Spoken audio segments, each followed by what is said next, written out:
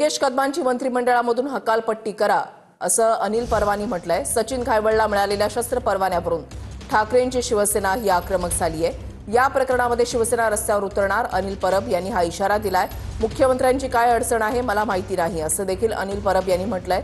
अनिल परब या संदर्भात मुख्यमंत्री फडणवीसांची भेट घेणार आहेत। मुख्यमंत्र्यांची काय अडचण आहे मला अजूनही समजत नाहीये। मुख्यमंत्र्यांची काय अडचण आहे मला अजूनही समजत नाहीये की या मुख्यमंत्र्यांना असे मंत्री का मांडीला मांडी लावून यांनी ठेवलेले आहेत। कुठली अडचण त्यांच्या समोर आहे मला माहित नाही। मुख्यमंत्र्यांनी जर याच्यावरती लक्ष देऊन याच्यावरती कारवाई केली नाही तर शिवसेनेला रस्त्यावरती उतरावं लागेल। मी मुख्यमंत्र्यांची भेट घेणार आहे। मुख्यमंत्र्यांना याच्या बाबतीमध्ये एक निवेदन देणार आहे। शिवसेनेच्या वतीने ही मागणी करणार आहे की या मंत्र्याची ताबडतोब मंत्रिमंडळात हकालपट्टी करा, अन्यथा येणाऱ्या अधिवेशनामध्ये शिवसेना अधिवेशनात आवाज उचलेलच, पण त्याच्या अगोदर शिवसेना रस्त्यावरती उतरल्याशिवाय राहणार नाही। योगेश कदमांचे अनेक कारनामे समोर आणलेले आहेत असं अनिल परवानी म्हटलंय। मुख्यमंत्र्यांची काय अडचण आहे माहिती नाही असं पुढे अनिल परवानी म्हटलंय। मुख्यमंत्र्यांनी त्यांना कायम पाठीशी घातलंय असं अनिल परवांचं म्हणणं आहे। शिंदेंनी खेडच्या सभेमध्ये सांगितलं होतं की योगेश मी पाठीशी आहे अशी आठवण परवानी करून दिली आहे। गृहराज्यमंत्र्यांनी महाराष्ट्रामध्ये थैमान घातलेला आहे असा आरोप अनिल परवानी केला आहे। योगेश कदम यांचे अनेक कारनामे आतापर्यंत मी आपल्या समोर आणि महाराष्ट्राच्या जनतेसमोर ठेवलेले आहेत।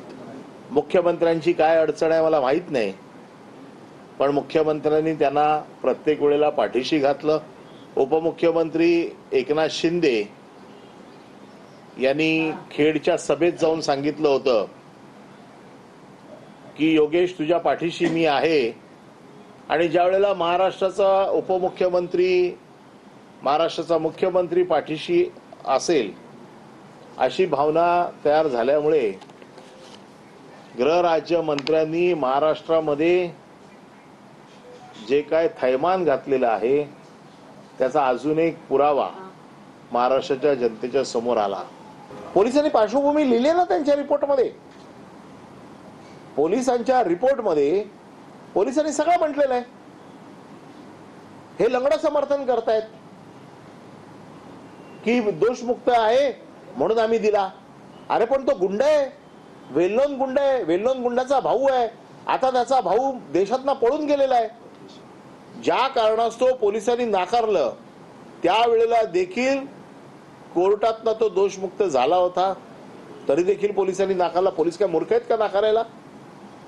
म्हणजे पोलिसांचं मनोधैर्य तुम्ही खच्ची करताय की पोलीस नाकारतायत आणि तुम्ही मंत्रालयात बसून देतायत।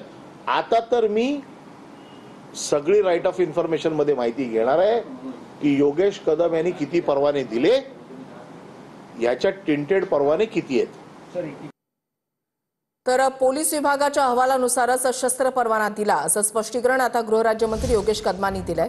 आरोपांवर गृहराज्यमंत्री योगेश कदम यांचं स्पष्टीकरण आहे। सुनावणीच्या दिवशीपर्यंत कोणतेही गुन्हे प्रलंबित नव्हते असं कदमांनी म्हटलंय। योगेश कदम यांनी नेमकं काय म्हटलेलं आहे पाहूयात।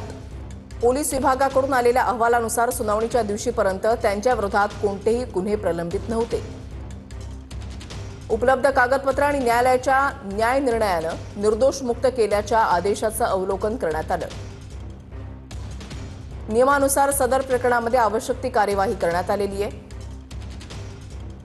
सध्या चर्चेमध्ये असलेल्या इतर प्रकरणाशी अपिलासंदर्भात माझ्या नियमानुसार केलेल्या कारवाईला जोडणं हे पूर्णपणे चुकीचं आहे, दिशाभूल करणारं आहे।